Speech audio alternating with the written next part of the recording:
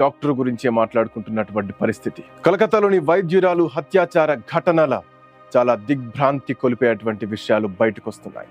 Rape చేసి murder చేసినటువంటి ఆ దుర్మార్గుడు కళ్ళు, గోళ్ళు, మెడతో పాటు ప్రైవేట్ పార్ట్స్ పైన కూడా గాయాలు చేసి అతి కిరాతకంగా ఆమె ప్రాణాలు తీశాడు. ఒక్కొక్క పార్ట్ ఎక్స్ప్లెయిన్ చేయలేనటువంటి పరిస్థితుల్లో ఉక్కిరి బిక్కిరి చేసి ఊపిరాడకుండా చేసి గొంతు నులిమేసి చంపేయడం, దాంతో పాటు థైరాయిడ్ మృదులాస్థి విరిగిపోయినట్లు కూడా గుర్తించారు డాక్టర్స్. ఆగస్టు 8వ తేదీన నైట్ డ్యూటీలో ఉన్నటువంటి డాక్టర్ తన ఫ్రెండ్స్ డాక్టర్స్ తో కలిసి ఆ రోజు నైట్ ఒలింపిక్స్ మ్యాచ్ చూసింది. నీరజ్ చోప్రా మ్యాచ్ అయిపోయిన తర్వాత తోటి డాక్టర్స్ తో కలిసి డిన్నర్ కూడా పూర్తి చేసింది. డిన్నర్ అయిపోయిన తర్వాత వాళ్ళ పేరెంట్స్ కి, అమ్మతో నాన్నతో మాట్లాడింది.